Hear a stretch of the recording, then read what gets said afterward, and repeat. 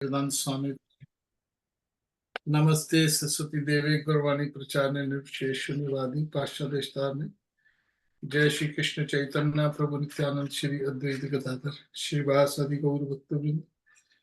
You probably need हरे कृष्ण कृष्ण कृष्ण हरे हरे, हरे राम राम राम हरे हरे।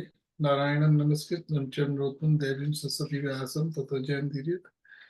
वाञ्छाकल्पतरुभ्यश्च सिन्धुभ्यः पतितानां पावनेभ्यो वैष्णवेभ्यो नमो नमः। ठीक है, मैं ऐसा कर रहा हूँ क्योंकि मैंने बोला कि कभी आप सबको इसे स्टार्टिंग से एक एक श्लोक सिखाऊंगा तो शायद कई बार तत्व आपको याद नहीं रहेगा। तो प्रभुपाद जी ने शुरुआत में भक्तों को 30 श्लोक सिखाए थे, क्योंकि अभी उनको सिखाने जाते पहले गीता तो उनको 2-4 साल लग जाते, समय कम था उनके पास। तो उन्होंने गीता के प्रवचन देते थे, साथ में उन्होंने एक छोटी सी बुकलेट, पता नहीं यहाँ मिलती कि नहीं, अभी मिलती, पुराने जमाने में मिलती थी, उसको 30 की वर्सेस कहते थे। मेन मेन जो भगवत गीता के जो सारे मेन हैं, मगर कुछ कुछ आप अभी याद कर लो तो फिर बाद में हम देखेंगे सिस्टमेटिकली। थोड़ा मोटा मोटा पहले आपको थोड़ा थोड़ा चीजें ऐसे सिखा दो, क्योंकि कई बार क्या होता है कि हमारे मन में अलग अलग प्रश्न उठते हैं। कई बार कोई ऐसी घटना हो जाती है हमारे जीवन में, कोई ऐसी कोई ना कोई, तो उसका विकल्प केवल गीता के अंदर ही है, कोई और व्यक्ति दे नहीं सकता। कई बार कोई जीवन में संकट आ जाता है, कई बार उसका कोई उत्तर नहीं मिलता, दिखाई नहीं देता, क्या करे। तो गीता याद होगी तो आपको गीता में एक एक प्रश्न का जीवन का इसके अंदर लिखा हुआ है। तो इसलिए गीता सबसे अनिवार्य है भक्तों के लिए। भागवत की कथा, चैतन्य महाप्रभु, सब कथाएं हैं, ठीक है, वो बाद में। गीता जो है वो हमारा मूल सिद्धांत है, हमारी फाउंडेशन है। ये फाउंडेशन अच्छी नहीं होगी, आजकल जहां पर भी जाते हैं लोग राधा की कथा सुनाते हैं, राधा रानी का कराते हैं, मगर उनके पास फाउंडेशन कुछ नहीं है। वो बगैर फाउंडेशन के घर बन रहे हैं सब जगह पर। तो गीता एक फाउंडेशन है, इसको याद कर लो बस। गीता जो नींव है, ये बिल्डिंग की, भगवान की भक्ति की नींव गीता है। जो भी गुरु गीता के बारे में नहीं सिखाता, गोपी भाव सिखाता है, मंजरी भाव, सखी भाव, राधा रानी, ये वो आजकल आपको पता ही है। तो किसी व्यक्ति ने तो बोल दिया पीले महाराज, उसका नाम ही पीले महाराज डाल दिया किसी ने, मैंने नाम नहीं लूंगा किसी का भी। तो उससे कुछ होने वाला नहीं है, क्योंकि आपकी फाउंडेशन ही नहीं है। जमीन में फाउंडेशन डाली नहीं है, आप बिल्डिंग कैसे बन जाएगी आपकी। तो यहाँ पर कौन सा बोला था मैंने, क्षमा से किया, श्लोक 7वां कौन सा बोला था मैंने? 7, एक सेकेंड। हाँ, तो छोटा छोटा तत्व सिखाता हूं। तो आज का तत्व पहले तो है, आप गीता का 7वें श्लोक का 19वां श्लोक याद कर लीजिए।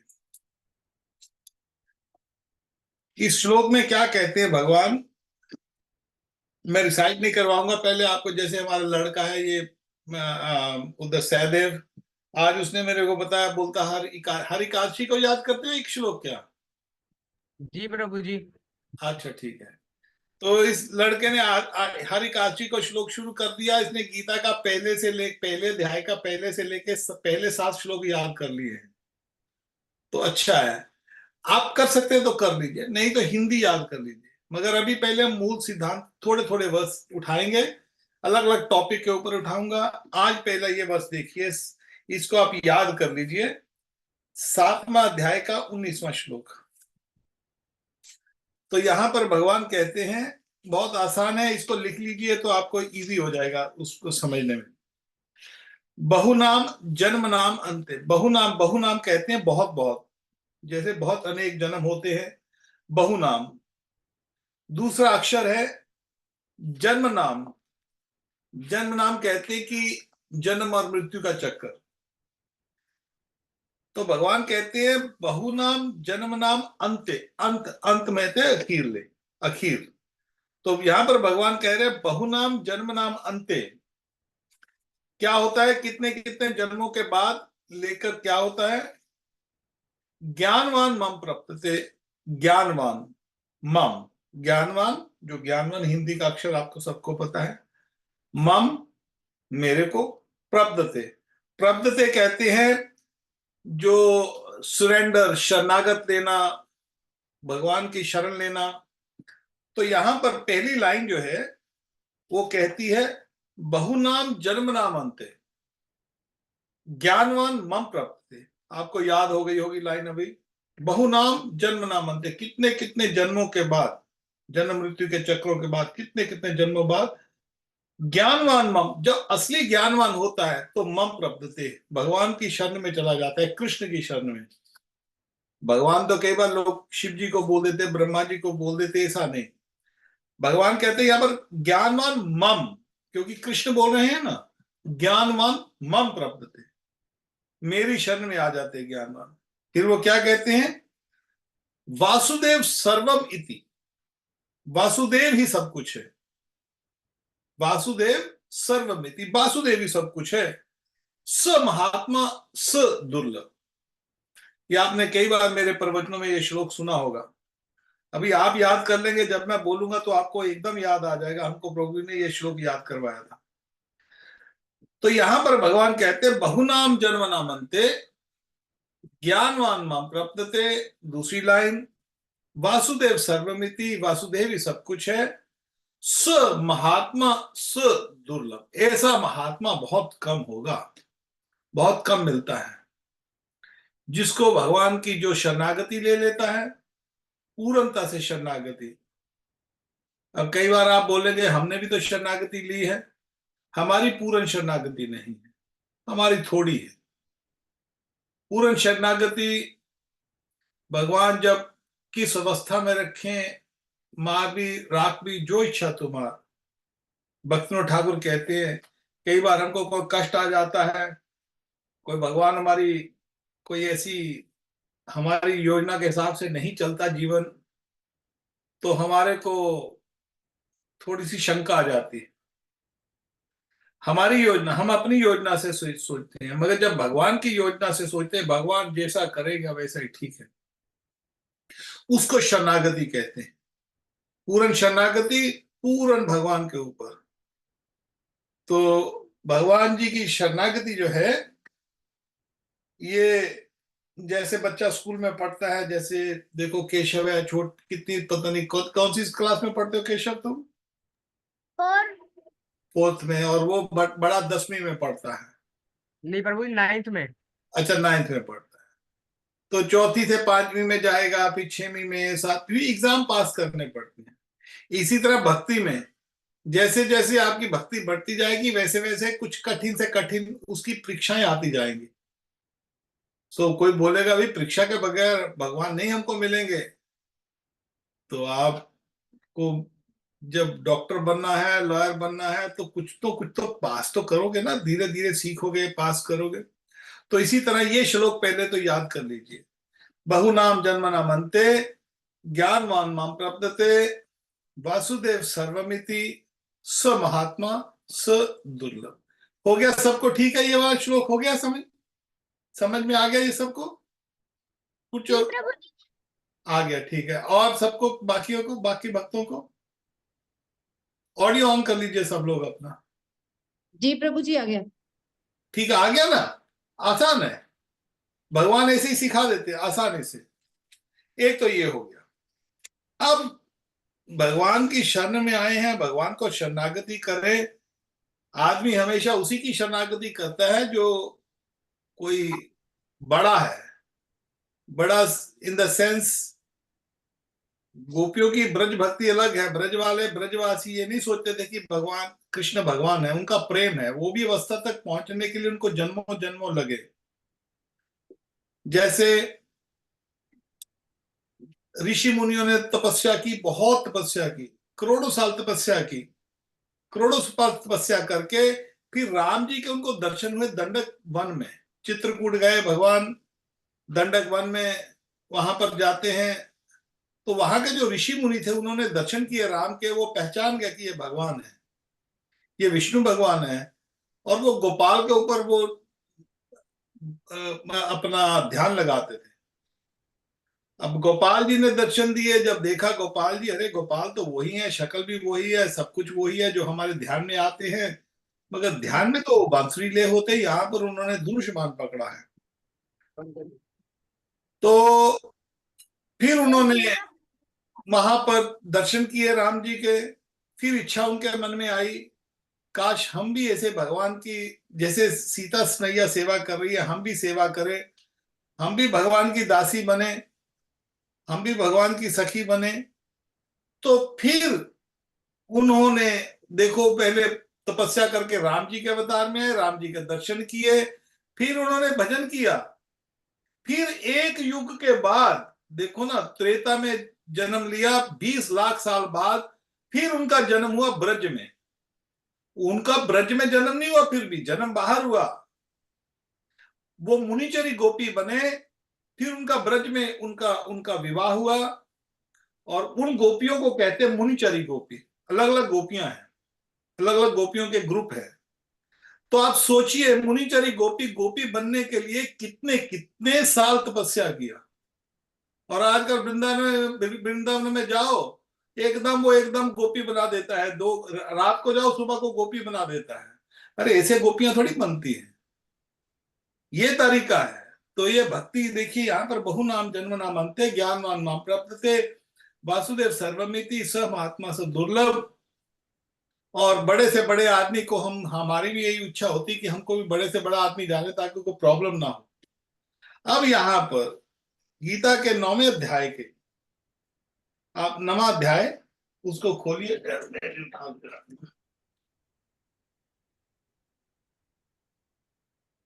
Number 2. हाँ, 9वां अध्याय।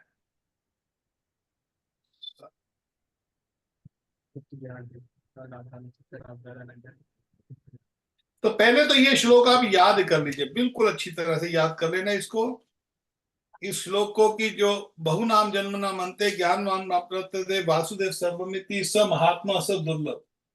और उसके बाद हमारा जो 9वां अध्याय है, उसके अंदर भगवान स्वयं बता रहे हैं अर्जुन को। वो बोलते हैं, ये अर्जुन जो मैं तेरे को गीता के बारे में बता रहा हूं ना, ये क्या है? ये है राज विद्या। ये जो हम जिसको डिस्कस कर रहे हैं आपस में हम, ये कौन क्या चीज है? ये राज विद्या, सब विद्याओं का राजा है। राज विद्या, पहला शब्द आपको याद हो गया होगा, देखो, राज विद्या। और राज गुह्यम, गुह्यम कहते सीक्रेट को। तो ये जो श्लोक है, राज विद्या, राज गुह्यम, बिल्कुल गोपनीय है। ये सबसे गोपनीय, सीक्रेट से सीक्रेट। आपके पास कोई हीरा हो, जैसे सुंदरी के पास कोई बढ़िया सा, बढ़िया दुकान के अंदर कोई IF क्वालिटी का हीरा आ जाए, तो बढ़िया सा क्वालिटी का हीरा हो, 2 4 5 कैरेट का हीरा हो, तो ये ऐसे ही शोकेस के ऊपर नहीं रख देगी, उसको संभाल के रखेगी। क्यों? बाकी का सामान होगा उधर पड़ा होगा, कोई बात नहीं, बाहर डिस्प्ले में रख देता है। जो सुनार होता है बाहर डिस्प्ले में ऑर्डिनरी सामान रख देता है, महंगा है, सोने का है, कोई बात नहीं, पड़ा है। मगर जो सबसे महंगी चीज होती है, उसको छुपा के रखा जाता है, ताकि कोई चोरी ना कर ले। तो इसी तरह ये जो, क्योंकि ये विद्या सब विद्वाओं की विद्या है, राज विद्या, विद्याओं का राजा है ये राज विद्या, राज गुह्यम, ये सबसे सीक्रेट है। राज विद्या, राज गुह्यम, ये पहली लाइन याद कर लीजिए, हो गई आपकी आधी लाइन हो गई। मैं 2 लाइनों को 4 लाइनों में बना रहा हूं आपको समझाने के लिए। तो राज विद्या, राज गुह्यम, एक लाइन हो गई। उसके बाद कैसी है ये राज विद्या, राज गुह्यम? सब विद्वाओं का राजा है, सबसे सीक्रेट है, राज विद्या, राज गुह्यम, पवित्रम इदम उत्तमम, उत्तम, सबसे बढ़िया, सबसे ऊपर, उत्तम। उत्तम का अर्थ होता है जैसे दिव्य, जैसे 3 गुण होते हैं, रजोगुण, तमोगुण और सतोगुण। तो उत्तम, तम, जो तमो से ऊपर हो, जो गुणों से ऊपर हो, उत्तम, इससे ऊपर ये दिव्य, वो केवल उत्तम जो होता है केवल वैकुंठ में होता है। तो इसलिए यहां पर लिखा पवित्रम, ये पवित्र है, सबसे पवित्र चीज जो आपको टच करनी है पवित्रम, क्योंकि भगवान के मुखारबिंद से निकली है, भगवान के चरणों से निकली हुई गंगा वो पवित्र होती है, तो भगवान के मुख से निकली हुई चीज कितनी पवित्र होगी। तो ये जो लाइन है राजविद्या राजगुह्यम, पहली लाइन, दूसरी लाइन पवित्र है, पवित्रम इदम, इदम कहते हैं इसको, जैसे ये चीज, दिस, जैसे कहते हैं this is my phone. Similarly यहां पर इदम, इदम वर्ड याद कर लीजिए, इदम कभी भी आएगा तो इदम का अर्थ होता है दिस। इदम उत्तमम, पवित्रम इदम उत्तमम, चार चीजें बताई हैं इस श्लोक में। पहले राजविद्या, पहली एक चीज, राजगुह्यम, उसके बाद पवित्रम, उसके बाद इदम उत्तम। ठीक है, अब उसके बाद क्या होता है, अब बोले भी ठीक है, हाँ ठीक है। अब आप देखिए एक और बात आती है, पहले मैं आपको सिखाया बहुनाम जन्मनामन्ते ज्ञानवान माम प्रपद्यते वासुदेव सर्वमिति स्वमहात्मा दुर्लभ। अरे हजारों हजारों जन्म बाद व्यक्ति को पता लगता है वासुदेव सब कुछ है, सब महात्मा सब दुर्लभ, बहुत कम ऐसे दुर्लभ लोग हैं, महात्मा बहुत दुर्लभ हैं, कम। राजविद्या राजगुह्य, ये सब विद्याओं का राजा है, सबसे सीक्रेट है, ये सबसे पवित्र है, सबसे दिव्य है, उत्तम है। उसके बाद क्या है, ऐसा ये कहानियों वाली बात नहीं है, यहां पर कृष्ण कहते हैं प्रत्यक्ष, प्रत्यक्ष अवगमम, प्रत्यक्ष, ये ऐसा नहीं है कि थ्योरेटिकल है। प्रत्यक्ष कहते हैं जैसे हम एक दूसरे को प्रत्यक्ष देखते हैं, सामने डायरेक्ट देखते हैं, प्रत्यक्ष है उसका। बोले प्रत्यक्ष, प्रत्यक्ष करके दिखाओ। जैसे आप कई बार देखा होगा, कई बार लोग पंजाबी में हमारे वो माता आ जाती, बोलते जी इसके अंदर माता आ गई है, माता रानी आ गई है, माता रानी आ गई है। आजकल तो बहुत पखंड चला हुआ है माता रानी का, मैंने पहले तो इतना होता नहीं था, आजकल तो हम भी जाते थे, जब बचपन में जगराते पे जाते थे तो देवी आती थी, किसी किसी की आती थी, और कभी वो पूछताछ भी करते थे तो वो भी ठीक होता था। आजकल तो वो देवियां आती है, और जो देवियां जिनके वो आती थी पुराने जमाने में हमारे समय में, तो साधारण तरह उन्होंने सिंपल वो जो जैसे देवी रहती है बस अपना बिंदी वगैरह लगाया जा। आजकल तो देवियां बैठती पूरा वो अपना वो फेशियल करा के बैठती हैं उधर, सारा ऐसा उनके मेकअप मेकअप लगा हुआ है, देवियां आ रही हैं। अरे आजकल नया उन्होंने पखंड डाला है, अपनी वो जीभ बाहर निकाल के बैठती हैं। एक एक देवी शुरू हुई थी कोई 10 साल 8-10 साल पहले, अब उसकी कॉपियां बहुत बन गई हैं, वो इतनी कॉपियां बन गई हैं, वो देवियां आती हैं, वो पखंड है। उस देवी को पूछो जो मेरे को ऐसा का देवी पुराण सिखाते, सुना भी है, तेरे देवी अंदर बड़ी हुई है तो देवी को देवी पुराण तो आना चाहिए ना, जिसके अंदर देवी है उसको वो तो देवी पुराण सुना पहले मेरे को, बाकी बाद में बात करें, मगर वो नहीं सुना सके क्योंकि पखंड है वो लोग। तो यहां पर प्रत्यक्ष होता है, प्रत्यक्ष मीन भगवान कहते हैं ये जो विद्या है ये प्रत्यक्ष है। धर्म सुसुखुम कर्तुम अभ्यम, अब कोई चीज हम करते हैं, कोई तपस्या करते हैं, कोई कोई कोई कोई भजन करते हैं, किसी तीर्थ स्थान पे जाते हैं या कुछ भी जाते हैं कहीं पर भी, तो कोई कष्ट होता है। तो भगवान कहते हैं ये जो विद्या है, एक तो ये प्रत्यक्ष है, अनुभव करो आप, प्रैक्टिकल होगी ये, ऐसा नहीं है कि आप केवल थियोरेटिकल बात है, प्रैक्टिकल। और प्रैक्टिकल करने के साथ ये धर्म संविद है, ये अधर्म नहीं है, धर्म के संग। तो जहां भगवान है वहां पर धर्म है, और साथ में सुसुकुम कर्तुम अभ्याम, सुसुकुम सुखपूर्वक, कर्तुम, कर्तुम कहते करने को, किसी काम को करना है तो कर्तुम कहते उसको, तो ये याद कर लीजिए कर्तुम, कर्तुम अव्ययम। एक और बात यहां पर भगवान ने बनाई, अव्ययम, अव्ययम मीन अविनाशी, ये खत्म नहीं होगी कभी भी, ये साक्षात है, आपका कुछ भी लुट जाएगा। भगवान की भक्ति में ये आनंद है कि कोई धन कमाता है तो धन लुट जाता है कई बार, भले चोर ले जाए, भले टैक्स वाला ले जाए, भले बच्चे नष्ट कर दें, भले कोई अपने से नष्ट हो जाए, कुछ भी हो जाए, मगर ये जो है, ये जो धन, ये भगवान की भक्ति का धन है, कृष्ण कॉन्शियसनेस का धन है, ये कोई चुरा नहीं सकता।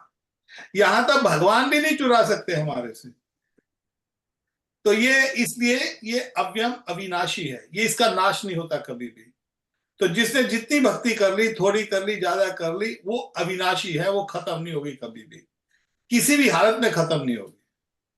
तो बाकी का संसार का जो भी हमारा धन है, जो कुछ भी हमने कमाया, जो भी हमने कुछ बनाया, हमारी सेहत, हमारा परिवार, हमारे सगे संबंधी, ये इवेंचुअली नष्ट हो जाएंगे, मगर ये अविनाशी है। तो ये जो लाइन है, इसको इस तरह याद करना है आपको, ये श्लोक को, राजविद्या राजगुह्यम, एक लाइन, पवित्रम इदम उत्तमम, दूसरी लाइन, प्रत्यक्ष अवगम धर्मम, ये धर्म पूर्वक प्रत्यक्ष अवगम, और अवगम कहते समझने को या उसका अनुभव करने को। सुसुखम कर्तुम अव्ययम, लास्ट जो लाइन है सुसुखम, ये सुखपूर्वक है और अविनाशी है। तो यहां पर कितनी चीजें हो गई, राजविद्या राजगुह्यम 2 चीजें, पवित्रम 3 चीजें, उत्तमम 4 चीजें, प्रत्यक्ष 5 चीजें, धर्म 6 चीज, सुसुखम सुखपूर्वक, और कर्तुम अव्ययम 8वीं चीज हो गई। इसके अंदर ये अविनाशी है। तो एक श्लोक के अंदर देखो भगवान ने 8 निर्देश दिए हैं। आप सोचो एक श्लोक में कितना कुछ दिया है। समझ गए ना, ये श्लोक को समझ गए सब लोग? जी प्रभु जी। बाकी भक्त लोग सब देखो। जी प्रभु जी। ओके, राधा सुंदरी गोपी समझ गई तू? आपका ऑडियो ऑन कर लो, ठीक है? ओके, रेनू, रेनू तू समझ गई क्या?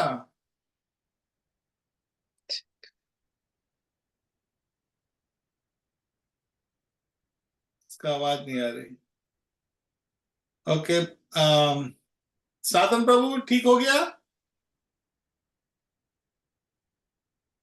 प्रभु जी, हाँ, इसमें लास्ट लाइन जो लिखी है श्लोक की, कि इस पर निहायत खुशी से अमल किया जाता है, लेकिन आपने बताया कि ये हमें सुख प्रदान करता है, तो ये अत्यंत सुखी।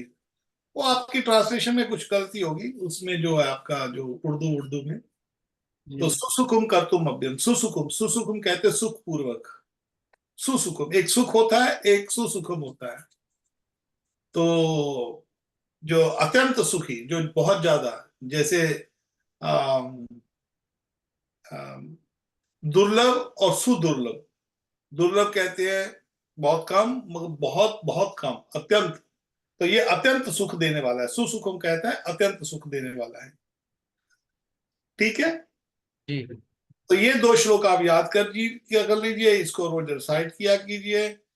तो जो पहला श्लोक है उसमें कहते हैं, बहुनाम जन्मनाम अन्ते, कितने कितने जन्मों के बाद, ज्ञानवान माम प्रपद्यते, जो ज्ञानवान है मेरी शरण में आता है। बहुनाम ज्ञानवान माम प्रपद्यते, वासुदेव सर्वमिति, वासुदेव ही सब कुछ है। स महात्मा स दुर्लभ, ऐसे महात्मा बहुत कम मिलेंगे जो भगवान कृष्ण की शरण लेते हैं। तो ये 2 श्लोक आप याद कीजिए, ठीक है? किसी का कोई प्रश्न या कोई कुछ और पूछना चाहता हो तो आज हम यहाँ पर रखते हैं, बस इतना रखते हैं, 2 श्लोक। किसी को कुछ और पूछना है तो मेरे को बता दीजिए। प्रभु जी, बोलिए। अरे तुलसी माता के पत्ते होते हैं, ये जैसे भगवान को हम फ्लावर अर्पण करते हैं, और वो उनको सजाने के लिए जो आसन होता है भगवान को, उसके लिए यूज करते हैं, तो वैसे तुलसी माता के पत्ते को भी यूज कर सकते हैं हाँ हाँ, जरूर जरूर, ऑपरेशन की। मगर मगर राधा जी के चरणों में नहीं होना चाहिए तुलसी का पत्ता, केवल भगवान के चरणों में होता है। क्योंकि वो सिर्फ भगवान को प्यारी है इसलिए। नहीं नहीं, तुलसी जी जो है वो केवल भगवान की सेवा, उनके चरणों में बैठती है, बाकी किसी के चरणों में नहीं रहती तुलसी। राधा जी के हाथ में लगाई जाती, चरणों में नहीं होनी चाहिए। राधा की फोटो है, जब प्रभुपाद जी की फोटो है या गुरु की फोटो है या कोई और कोई भी उनके पाँव में तुलसी नहीं होती। लक्ष्मी जी के पांव में भी तुलसी नहीं जाती, केवल नरसिंह देव है, लक्ष्मी नरसिंह है, तो नरसिंह भगवान के पांव में तुलसी जाएगी, लक्ष्मी जी के हाथ पे लगाई जाती है चंदन के साथ, मगर पांव में नहीं रखे। ठीक है, जी ओके। तो प्रभु जी, वो कहते हैं ना अंतर नहीं है कान्हा जी और राधा जी में। जी, कान्हा जी और राधा जी में कोई अंतर नहीं है। नहीं वो तो है, उसमें नहीं है, अंतर नहीं है, मगर दोनों एक हैं, मगर एक भगवान है, भगवान की शक्ति है, दोनों में ये अंतर है, भगवान और भगवान की शक्ति। शक्ति के बगैर भगवान कैसे होंगे? तो ये भगवान की आनंदमयी शक्ति है, भगवान कृष्ण ही सब कुछ अधिभूत है, और उनकी आनंदमयी शक्ति को राधा रानी कहते हैं।